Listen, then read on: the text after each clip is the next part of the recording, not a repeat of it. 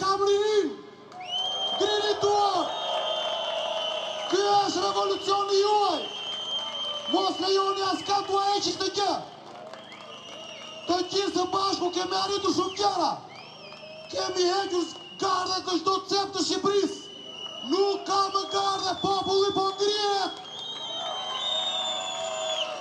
Na ka ngel vetëm gardi parlamenti për të hequr.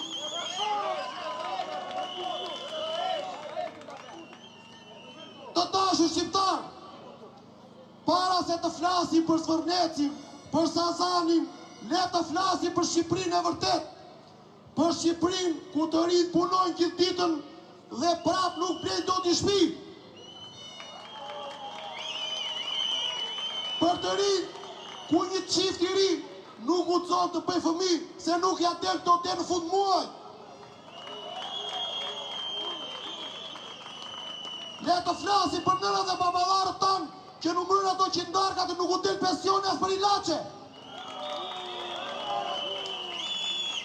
Për nënat dhe baballarët tanë që presin një telefonat nga fëmijët, nga niprit, nga mbesa, ti marrë në telefon nga jashtë se u qanë syri për ata. Ne të flasim për Shqipërinë ku shkollat anë mban vendin po mbyllen, ku fshatrat nuk ekzistojnë më. Ku çdo gjë po mbyllet, ky është realiteti jon. Realiteti një Shqipërie që dita ditës po zbrazet. Dhe nga kush po zvendësohet? Po zvendësohet nga të ardhur, nga Azia, nga çdo vend tjetër i botës. Dhe ne shumë shpejt do jemi merkiptar në vendin tonë. Por qeveria na thot që jemi mirë, që këtu është fushë me lule, që turizmi është rritur, që 4 miliard euro po vërshojnë andej, një aty po vërshojnë në Durrës, një 10 në vend tjetër. Ku janë këto lek? Ku janë? Ne, baba i merr 100 lek pension, si do t'ja dali? Si do t'ja dali të rinjt? Në një vend ku malet ulen dhe kullat ngrihen, në një vend ku njerëzit shuhen, ikin, largohen, këta të rinj nuk largohen sepse nuk e duan Shqipërinë, por largohen sepse Shqipëria e sotme nuk lejon që të jetojnë me dinjitet. Dhe ndërsa ne luftojmë për bukën e gojës, këta mendojnë si ta vjedhin, si ta marrin tokën, si ta marrin shtëpinë, si ta largojnë fëmijët.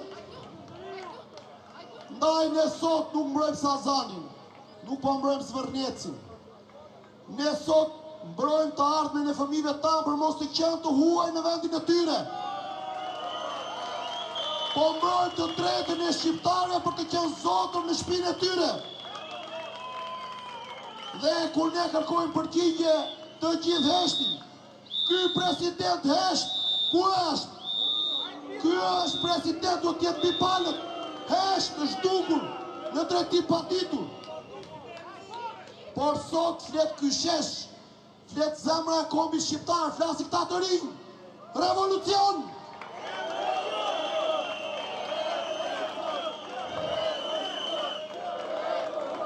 Këta e kanë harruar një gjë, që shqiptarët nuk dorëzohen.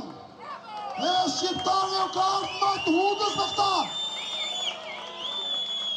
Nuk ka kull që zvendëson një familje.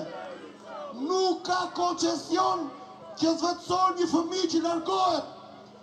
Nuk ka investim që vlen sa një vatër e ndezur në shtëpitë tona. Ata kanë pushtetin, por ne kemi Shqipërinë.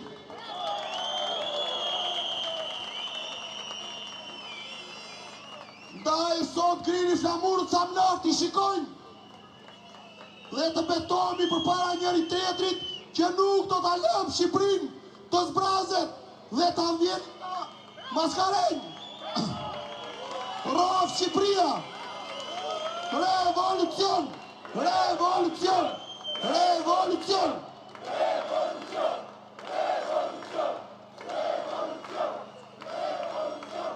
Revolucion! Revolucion! Revolucion!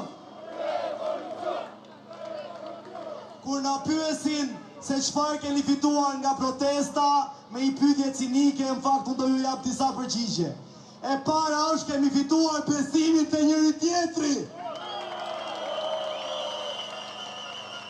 Për kaq vite ne kemi pas frikë nga njëri tjetri. Gjithmonë shqiptarët thonin, unë ngrihem, po nuk ngrihen tjerët. Këtë herë të gjithë bashkë po ngrihemi.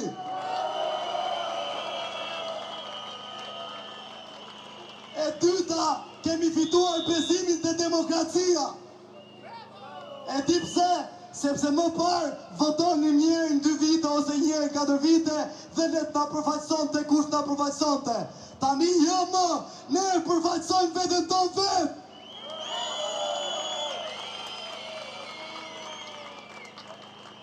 E treta, ne kemi pas lënë politikanët ta bënin komunikimin për ne me ndërkombëtarët.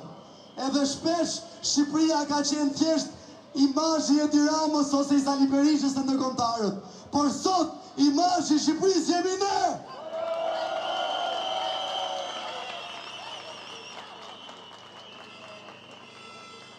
E fundit, ne gjithmonë çdo hapësirë ku kemi hyrë, kemi parë a mos ka në i garda me i tela, mos na kanë zënë hapësirë private prapa.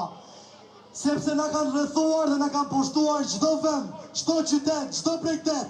Por nga dita e parë e kësaj proteste, gardhet në çdo cep Shqipërisë po bien.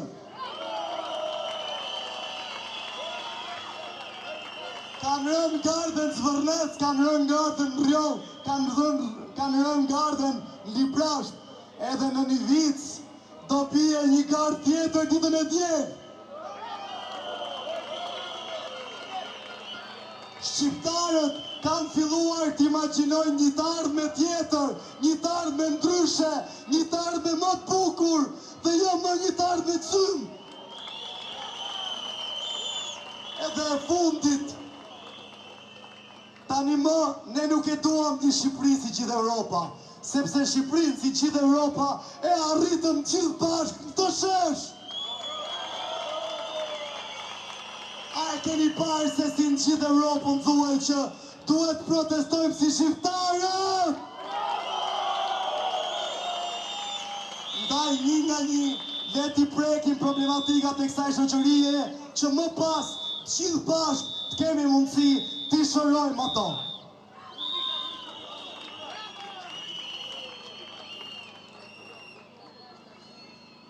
Desha të bëj 2 falënderime. I pari për protestën më të bukur dhe shembullin më të bukur europian edhe moxhan.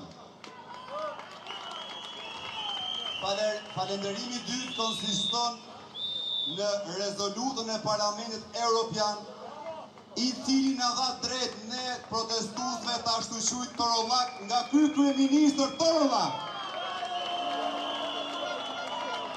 Falënderim nga zemra për gjithë pjesëmarrësit këtu dhe ato që kanë dëshirë me zemër me qenë këtu dhe do të vinë këto ditë, sepse janë bërë pjesë e historisë, janë bërë pjesë e anës drejt historisë Shqipërisë.